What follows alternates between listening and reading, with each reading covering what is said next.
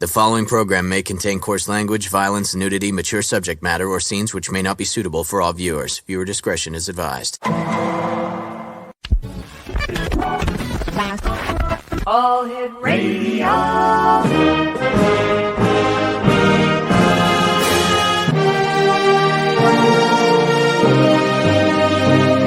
Welcome to the X Zone, a place where fact is fiction and fiction is reality. Now, here's your host, Rob McConnell.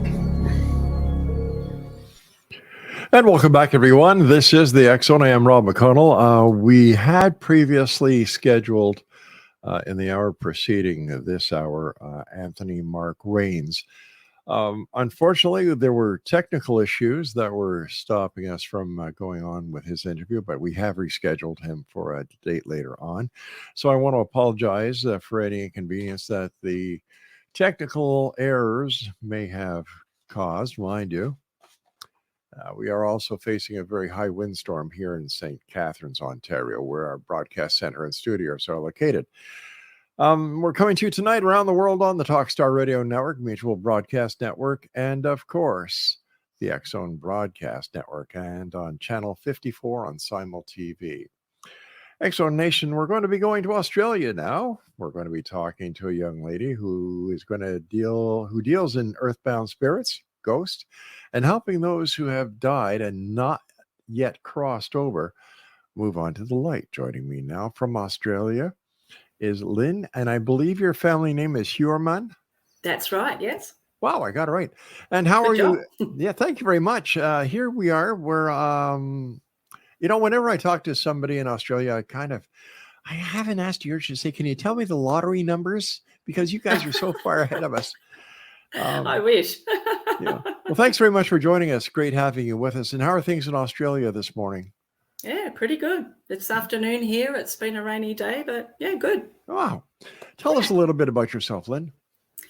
Okay, so I work as a clairvoyant. I do readings, I do healings, I do house clearings is probably one of the main things I do. And I find I generally get called because kids see the spirits and they tell their mum and dad and they say, there's a man or there's someone in my room. Yeah. Parents don't know what to do about it. So they call me kind of as a last resort. So I find I do a lot of that.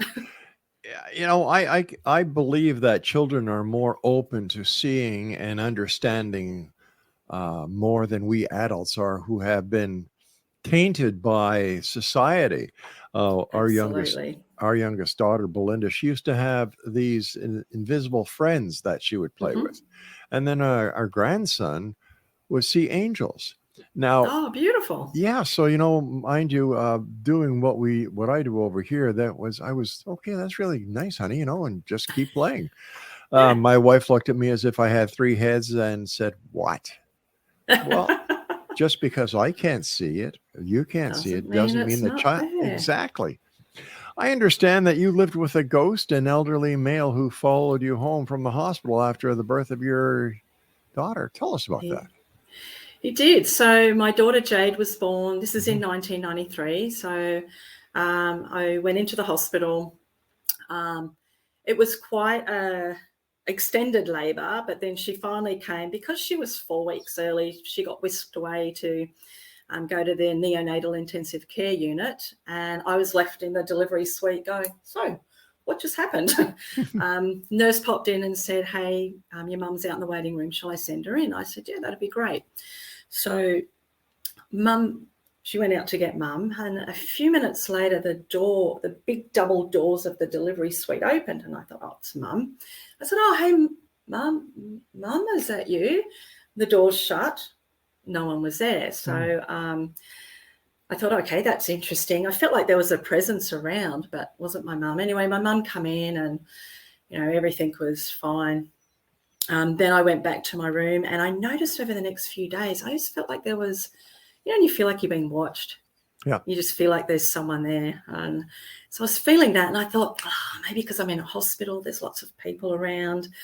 But I noticed I'd be sitting in the room, and all of a sudden the curtains on the window would open like someone was looking out the window. But we're in a hospital, we're 8 floors up and all the doors are bolted shut. So there's no breeze actually coming in through the window. So I thought, okay, that's strange. And then my daughter's dummy would go missing. It would be in the cot and I'd go into the bathroom. It'd be sitting on the sink. And I think, what's going on? Thinking it was a spare, I'd come back and put it down and no. And I thought, oh, all these weird, strange things. And then on about the 3rd day, I was feeding Jade in the middle of the night and I felt the presence. I thought, oh, okay, there it is again. And next thing, the bed dented down. I thought, okay, someone's sitting on my bed. I didn't feel like they wanted to hurt me, but I was very creeped out at the fact I can't see what or who or whatever is sitting there. So I thought, wow, this is really strange. Anyway, we're in hospital for a couple of weeks and then I'd had enough of being creeped out most nights. So we went home and first night I thought, oh, great, sleep in my own bed. I've got my baby home. This is great. And the first feeding that I had to do, it was about 10 o'clock at night. I went into her room. I felt the presence straight away. She had a mobile above her bed with like little things hanging off it. And it was quite a still night. It was in January, which is hot for us over here. It was quite a still, muggy night. And I just remember, like someone hit it and it just started shaking. I thought, okay, the window's shut. What's going on? So I was feeling very uncomfortable. I went out into the lounge room and sat down. And as I sat down on the couch next to me, there was an indent of obviously someone sitting next to me. So I was very creeped out again. I had at that time a German Shepherd crossed dog. So he was a big, very awesome dog and he was very protective of me.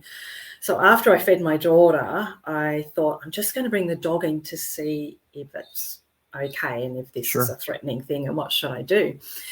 So I brought the dog in. The dog kind of come in and sat down and looked at me, gave him a pat, looked at the space kind of up and down and then just sat down like everything was okay. So I thought, all right, so it doesn't mean me harm, but very, very creepy all the same. It was about a year later, I went to a friend of ours who was a clairvoyant and I walked in just to have a reading and she said, you've got an earthbound spirit with you. And this was the first I'd heard of that term earthbound spirit. And I went, oh, okay, what does that mean? She said, when you're in hospital, she said an elderly gentleman who had cancer died the same time your daughter was born. He got lost and was walking around the hospital.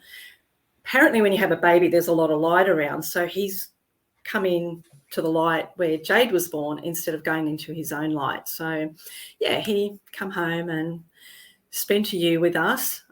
She moved him on. That was the first time I sort of heard about you can, create a doorway and you can cross them over, that sort of thing. So I found that quite fascinating. And from when she moved him on, we never had any problems again. But, yeah, he was quiet. He was always around. I could always feel him. I ended up starting to talk to him and saying, hey, how you going? What's happening? And, he'd always move things around. But he was always around Jade. And I felt putting her into the room in the nursery at night and knowing he was there, it felt okay, even though it was weird. I know that sounds strange, but I just didn't feel there was any harm, but it was just weird. I couldn't see or know who it was. So that was kind of my big experience with ghosts. Now, I understand that you were an intensive care paramedic as well, and you had some ghostly experiences. Lots of experiences. Yeah. I did that for 17 years. So one of the ones I liked the most was I went to a 51-year-old male. He had a cardiac arrest and it was at his home. His wife was there and we called it on scene. So he died on scene. We did everything we could and he didn't survive. And his wife was devastated. She was standing next to me and then she literally leaned over him and said, there's so much I want to tell him. I'm not ready for him to be gone yet. Next thing I hear this voice next to me saying, tell her I can still hear her. And I went, okay.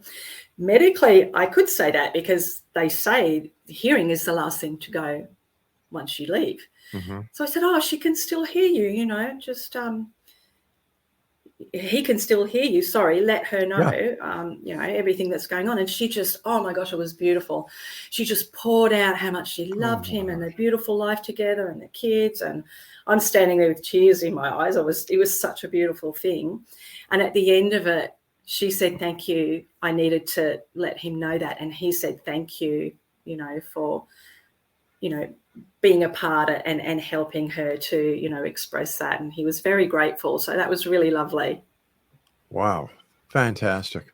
Yeah. It must have been very rewarding for you to be part of that final scene where this lady actually had the opportunity of saying what she wanted. So she got closure a lot easier on her grief.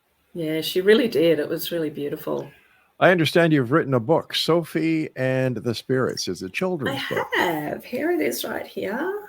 Oh. So, Sophia and the Spirits. And I understand you also did the illustrations, right? I did indeed. And the book is basically about my granddaughter. She's actually 9 now. But when she was very young, she had a lot of experiences with spirits. And she would... one of the things that happened very early on is she was only, about 2.5. We went to my sister's place and my sister's partner had died. He died suddenly only at age 49. Oh, good. We think it was an arrhythmia. We don't know. They couldn't find out. But anyway, we're all at my sister's place and Sophia was playing with the other kids. And next thing she's looking up at the stairwell and she's saying, Peter. She was only 18 months old when Peter died, so she didn't really remember him. But, the kids were freaked out. They come and got me and my sister, and we stood on the stairs and we were standing there. And Peter, my brother-in-law, was a very funny guy. And I could just feel him standing there, doing faces and dancing around, and she's laughing and she's going, Peter, and she's laughing. Yeah. I said, we know you're here, Peter. We know you're here. I couldn't see him at that time, but I could really feel his essence around, and that was really beautiful. So that was, a deceased loved one where she could connect with them. She used to connect with my mum too. She'd get sick and she'd say, Nanny over here, which I'm her nan, but this is like her other nanny, which she never met. And when she was sick, she would always say, Nanny's here, and she'd point. So that was nice. But she's had some scary experiences too. And that's why I wanted to write the book, because a lot of the kids that I deal with, whose houses I go to are scared. They're seeing monsters. They're seeing, dark shadows in their room. They're seeing earthbound spirits who, the people who have died and haven't crossed over, they don't feel good. They feel like they did just before they died. And they haven't crossed over generally because it might be trauma, it might be unfinished business, they might have addictions, that sort of thing. So they don't feel too good. And she had an experience with an earthbound spirit. She lived up on a mountain sort of near me. And as they were driving down the mountain one day, a motorcyclist had come off his bike and the ambulance were, the paramedics were doing CPR on him while they drove past. And later that night, Sophia was terrified and she started saying, man, to her mum, man in my room. And she was looking in the corner, absolutely terrified. So her mum rang me and I could see in my mind's eye, I said, there's a guy there in like a helmet and like leathers, like a motorbike rider. And Jay said, oh my gosh, that's what happened today. We drove past someone who was getting CPR. So obviously he died on scene for whatever reason, saw Sophia's light. She's got a very bright light, jumped in the car and went home with them. But yeah, unfortunately it really scared her. Luckily, I, by that stage, learnt how to remove them remotely. So I was able to, move the spirit on for them and everything was okay. So, oh, that's great. Yeah. You and I have to take a short break, Lynne. Please stand by. Exonation. Our guest this hour is Lynne HEUERMANN. She's in Australia, and her website is angelspeak.com.au, and we'll both be back on the other side of this very short break. Don't go away. Exonation. Lynne HEUERMANN is our special guest. Her website is angelspeak.com.au. So is an earthbound spirit, is it a ghost? Is it a spirit, or a spirit ghost the same thing? I use the terms interchangeably, so Okay. ghost or earthbound spirit. To me, it's the same thing. If it's deceased loved one, I think that's someone who's crossed over into the light. But yeah, earthbound, ghost, same thing. Why do you think that they remain here? Could it be trauma? Could it be the misdirection of the light that a child brings to the that the spirits or ghosts are able to see? Or is it that they say, I don't want to go yet? Yeah. Some people, it's really sudden, and they may have unfinished business. They may, if it's sudden and traumatic, they might not know they're actually dead, their body's dead, because, you can leave your body and get up and walk away and go, whoa, what's going on? And then try and communicate with people, in the 3D, in the physical, right. And it's difficult. So, yeah. Or they could be, I've noticed quite a few alcoholics, illicit drug users who just want the fix. And they don't want to, I can see the light, so what? I just need a fix. And you'll see alcoholics, there's a lot of them around pubs and clubs, and, where they'll attach into your energies and try and merge with your energies to try and get that fix again. So yeah, there's many reasons as to. So how would one extricate a spirit that is not wanted in somebody's house? So what I do is I create the light. So I just visualize a doorway of light, and then I connect in and talk to the spirits. So I'm lucky. Sometimes I can see them. I generally see them in my mind's eye, but I can always get a sense. I can always feel them. I can always, like when they're around, I feel how they died in my body. It feels like I'm going through it. So, if someone was really depressed and they hung themselves, I'll feel really down, but then I'll feel like a choking sensation around my throat, or I'll feel like chest pain if it was a heart attack, that sort of thing. But to move them on, I talk to them, and I say, first thing I say is, hey, I'm Lynne. I'm here as a guide. I'm here to help you get home. You're stuck. You're lost in the lower fourth dimension, and you can't be here anymore. It's not good for you. It's not good for the people you're around. And then I ask them, usually I tell them they're dead, because I found that also when I was working as a paramedic. When someone dies, you don't say that to the people, oh, they've passed on, because people say, okay, so what do we do now? Do you know what I mean? Right. You got to say, they're dead. And then people go, whoa, hang on a minute, what? So I always say that. I say, look, your physical body is dead. Obviously you're not, because you're still here with us. So once I kind of done that little bit of a shock, most of the time they know, I ask them to look into the light, and I say, who's there waiting for you? Because there's always loved ones waiting. I also say there's no punishment, there's no judgment on the other side. It doesn't matter what you did here, you can go to the other side. And usually a lot of them are just, oh wow, okay, that's great, let's go. Some absolutely don't want to, and they've got free will. That is not a problem at all. So what I do is, because I work with the angelic realms, hence the angels speak, I then ask the spirit, I say, turn around, look behind you, because usually they're so focused on people and us and what we're doing, they don't know they've got their angels, their guides, everyone behind them. So I say to the spirits, if they're not ready, that's fine. But I say, look behind you, there's your team's behind you. You've got, angels and guides, etc. behind you. When they turn around, they can suddenly connect with their team. And I say, you need to go with these guys. You can't stay in this space. So they either go into the light when I do a house clearing, or they go with their spirit helpers, generally their angels, to wherever they need to be, highest good, greatest purpose, until they're ready to go into the light. So I never kind of force them to do what they don't want to do. How long does that take you? It depends. Some people really stuck, really have to have a big chat to them, really got to connect to them, really got to coax them, and others just go, oh wow, the light, and they literally they're gone. It's like, hey, bye. So yeah, it depends. I mean, I go through a process when I do a house clearing. So I, set up a safe space, and I call in all my team, and I do get rid of like entities and energies first before I do the house earthbound spirits. So a bit of a process to get me there. How would somebody know if their house is actually being haunted, if I can use that expression, Yeah. by a ghost or an earthbound spirit? I find most people, if they've got pets or kids, the pets or kids will generally notice. They'll see them, they'll feel them, they'll act weird. Dogs and cats in particular, they watch. If they're looking at something, wandering around like that, or they're scared in certain places, that's a bit of a key indicator. You can have cold spots in your house. You can have, you can hear footsteps. You can hear voices.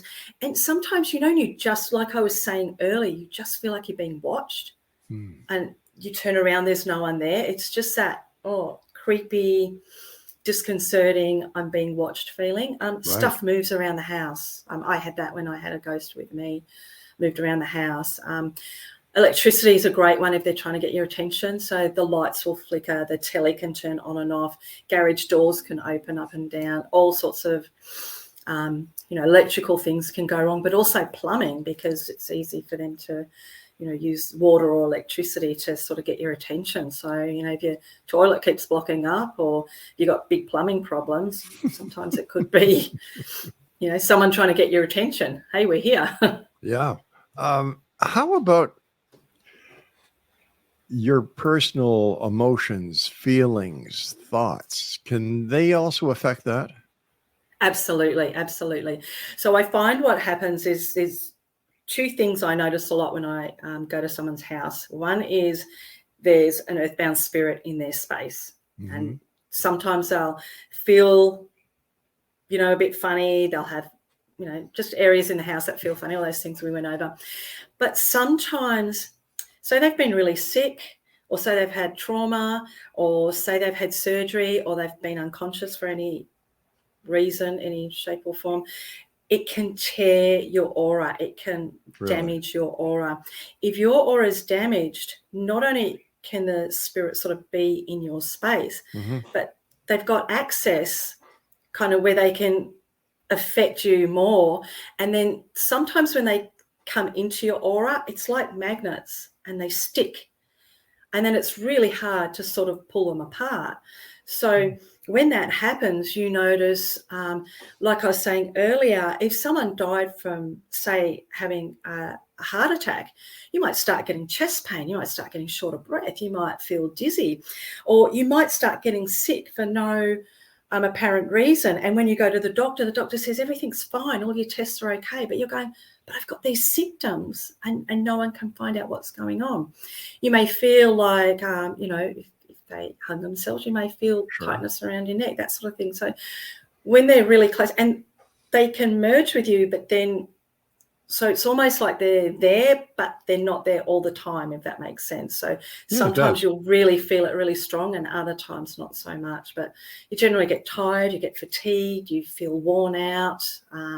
Things start, because they need our energy to survive, they're sort of tapping into your energy source. So you're kind of running a bit lower. So things just don't go as well. It can be really frustrating. It can happen at work. It can happen at home. It can happen with your relationships. So it can affect every area of your life. And the longer they're there, the worse it gets. I would imagine so. Is that what they call a walk-in? No, a walk-in is when the person doesn't want to be in their body anymore. Okay. And they're thinking of suicide. Ooh. And then another spirit says, hey, I don't want to go through the whole growing up process. I'll take your body. And it's like on a soul level, they go, yeah, that's great. And they'll do a swap. But generally when you have a walk-in, someone will be really down, depressed, and, really bad. And all of a sudden, and I need to do this and this. And they're a totally different personality. So that's, walk-ins are very interesting. Something that we're hearing a lot about lately are these shadow people or shadow figures. Oh, yes. They're quite common, unfortunately. Really? Yeah. How I look at it is we're 3D, we're kind of in this bandwidth, Mm-hmm. and then you go up the frequencies or down the frequencies. So when you go up, you've got kind of the earthbound spirits, but then you've got deceased loved ones, guides, angels, ascended masters, etc., etc. Right. You've got the same on the other side, you know, because the Earth is polarized. So for everything we have good, we kind of have the flip side of that as well. So, you know, you can have the little trickster spirits, but they're all negative. They're all, I call these ones entities, but entity just means you don't have a body. But these are the ones that are more parasitic. They want to drain your energy. And it goes all the way down to the demonic. So the demonic, the jinn, they're kind of like the worst of the worst. Shadow beings, they're quite down there. They have intelligence. And what they do is they will, if they're around you, they will trigger you to have certain emotions. So whether that's anger, depression, fear. So say it's fear, you're lying in your bed at night, having a nice sleep, suddenly you wake up and you get a sense something's around and you suddenly get fearful, and that being will come close to you because the closer it gets, the more fearful you feel. Or it'll knock things over, or it'll do something to make you fearful. And then what it does is when you release that energy, it feeds on that energy. And so it's a really, it's kind of like a downward spiral. When they're around, they're really nasty, those ones. It's like an energy vampire. Yeah, absolutely. Absolutely. So how would you get rid of these? The same way as you would any other spirit? No. So earthbound spirits Mm-hmm. or ghosts, I send them to the light. To the light, yeah. Yeah. If it's an entity, I go through a process which my guides and angels have been teaching me over the years, and I bring in, you know, certain archangels and guides and that sort of thing, and then I bring the entity into that space, and I don't tune into the entity. I don't want to attach my energy to it.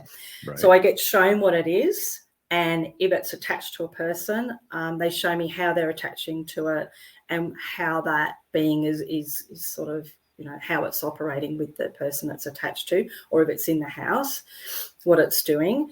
And then what I do is I ask that they be removed, transmuted, or integrated into whatever. Always highest good, greatest purpose. I never banished anything to hell. I just don't believe in that. Highest good, greatest purpose. So wherever they need to be, they need to be. But I use things like the Lord's Prayer. I find that really, really powerful in helping to release these beings and shift and move them to where they need to be. Yeah. That is a powerful prayer. Yeah, I love that one. And St. Michael's Prayer is pretty good too. Mm-hmm. So, yeah. You touched very briefly on demons. Yeah. Are demons more active these days than they were, let's say, 5-10 years ago?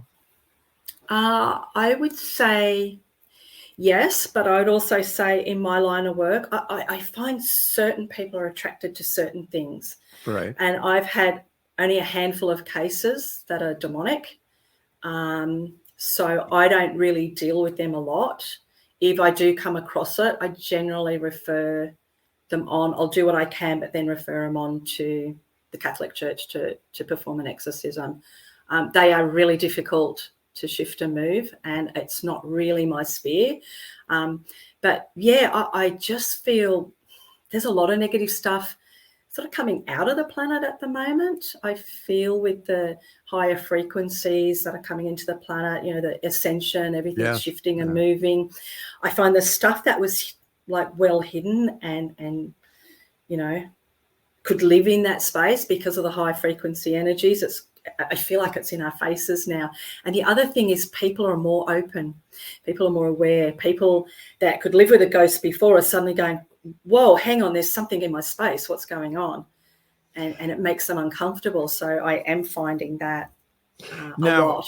Now, you were saying before that these ghost spirits and especially the shadow people go towards people to get their energy, right? Yeah. Okay, now with the amount of Bluetooth devices, the amount of cell phones that we have, is this also bringing more contact between the other side and this side?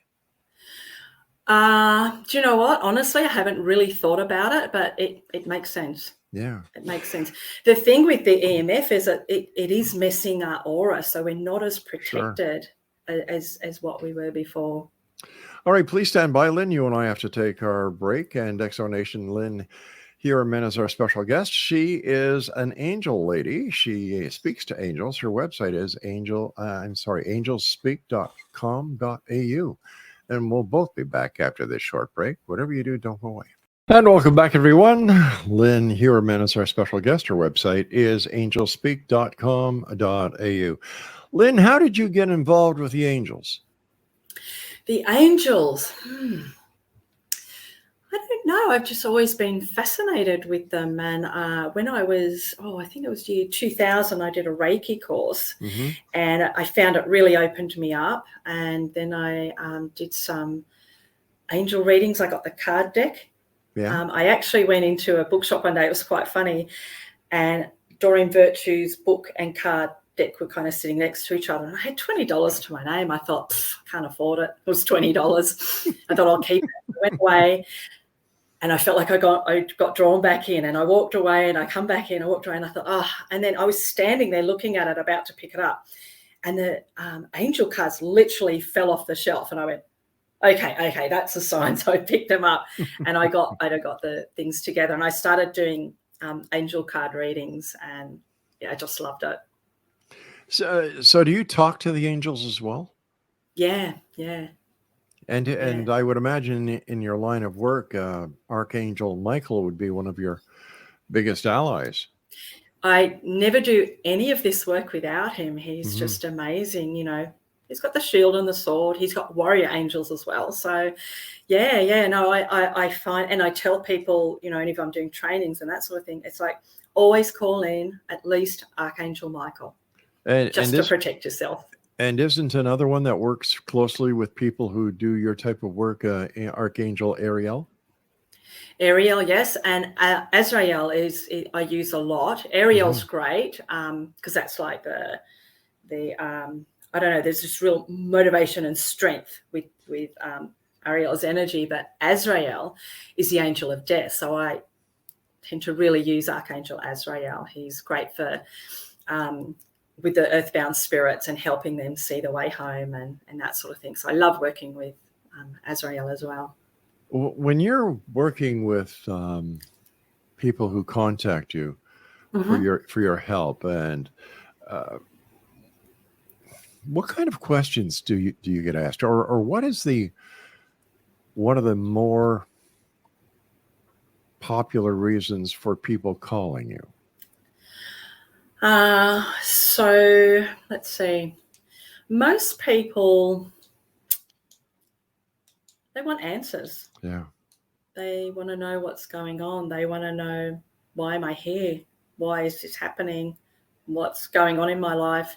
How can I improve? How can I, get better? So I guess that would be the main one, as well as the kids saying, hey, there's spirits in my room. I would imagine if mom and dad do not have the insight and the experience that you have, it would be rather disturbing to them. Oh, absolutely. Yeah. Absolutely. Yeah. And that's why I did the book originally, because I found I was going to all these homes, but there was no resources that I could give to these people and say, hey, this is what you do. This is how it works. This is the different types of spirits. And this is the ways in which you can, help your child deal with this. So that's sort of why the book come into. That's fantastic. Yeah. Where is your book available? It's on. There's the audio versions on Amazon, and on my website you can get the hardcover book if you want to. And that's angelspeak.com.au. That's it. Yeah. It's fantastic. I commend you for that, because there isn't enough material out there for children. No. And I believe that these children need the information because they're the one who are having the majority of the experiences. They're the ones that are open. They can see what's going on. They get so confused when people say that's not there, and they're like, I can see it. It's like, they're talking to them. It's hard for them, I think. You know, on this show over 33 or 34 years doing it, we've talked about everything. We talk about ghosts, hauntings, things that go bump the night, UFOs, Bigfoot, you name it. My favorite topic is angels. Really? Yes, because I believe in angels. They're beautiful. I actually saw an angel when I was young. I was about 7 or 8. Wow. Do you remember in the early days, the children's baby food used to come in the tin cans? Yeah. And open up the tin can, and back then the standards of keeping food fresh wasn't that. It was in its infancy. Oh, yes. Anyway, my brother, 6 years younger than me, so he would have been 2. My mother gave him this baby food from the tin can, and it was bad, and my brother was violently ill. Ptomaine poisoning was setting in. They dropped me off at my grandmother's while they drove my brother to the hospital as fast as they could. We were waiting at my grandmother's, and my grandmother, God bless her, she called all the family members to come to the house because everybody was expecting the worst. Yeah. And I'm standing, we're in the kitchen, and I look over, and there's somebody I don't know in the kitchen. Very warm, very loving essence coming from him. And the message I was getting was, everything's going to be okay. It's okay. So I guess my grandmother and uncle caught me looking in the direction of the pantry where I was looking and seeing this person. Yeah. And my grandma says, Bobby, what are you looking at? And I said, that man over there. And when I turned to see the man, he was gone. Oh, wow. And my grandmother said, tell me about it. I said, well, he was there. He was very kind. I thought he was a friend here, and he told me that everything was going to be okay. As soon as I said that, the phone rang. It was my mother from the hospital saying that my brother had turned the corner and he was going to be okay. Ah, beautiful. And when I was on the police force, we responded to many emergency calls. Mm-hmm. A few of them, people would always ask who that Good Samaritan was who stopped and was helping them. Yep. And they could never be found. Yep. So how can anyone deny the existence of angels? Exactly. Like what's on the top of the Christmas tree? An angel. An angel. Who, it's, to me, it's a no-brainer. Hey, UFOs, Bigfoot, hey, don't say anything wrong about angels in my book, on my show. Doesn't work. But once you've connected with them, it never leaves you, does it? No, it doesn't. It doesn't. It's always with you.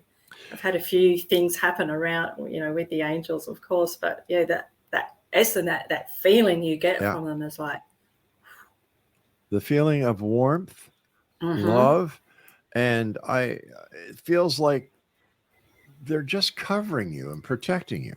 Exactly. Yeah, it's a wonderful feeling. You and I have to take our final break, my friend. Thank you so much for joining us. I thoroughly enjoy talking to you, and I commend you for your book. And Exo Nation, do me a favor. This is the Christmas season. If you know some little guy or little gal who's special and has demonstrated once or twice or 3 times that they are special and that they have the ability to see, hear, and feel what we adults, well, most of us, have long lost forgotten. I think that this book that our guest has written, and what's it called? Sophia and the Spirits, right? Yeah. All right, there we go. Sophie and the Spirits. It's available at angelspeak.com.au, and the audio version is available on amazon.com. Yeah. Lynn and I will return as we wrap up tonight's edition of the X Zone.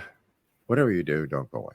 Exo Nation, Lynne HEUERMANN is our special guest. Her website is, do you have your pencils and paper ready? Because here it goes, angelspeak.com.au. And the name of her book is Sophie and the Spirits. Lynne, one of the many things that you do is past life regression therapist. I am, yes. Tell us a It's little fascinating. Tell us a little bit about that. It's fascinating in the respect, a lot of the issues people come to me with, and I look at energy blocks and all that sort of thing. But I find sometimes when something's really stuck, it's generally they've brought it in from a past life. Really? So we do a regression, and I always ask the source energy, the soul of that person, can we go back to the core issue of when this started? And generally it's not in this lifetime. So we go on a journey, and all of a sudden, like I do hypnotherapy too, and they'll be lying there and they'll say, oh, well, if it's a female, I'm a man. How did that happen? And, and they're seeing, different scenes in front of them and what happened in that life. And generally, I find it fascinating. If they've been killed in a past life, say they got stab wounds, they can have birthmarks in the same place. Really? Yeah, it's really interesting. So, I'd make a very bad hypnotherapist. Would you? Why is that? Well, it's because, you were giving the example of the lady who was laying there, and all of a sudden she's a man. And how did I get like that? I'd say, well, ask Bruce Jenner.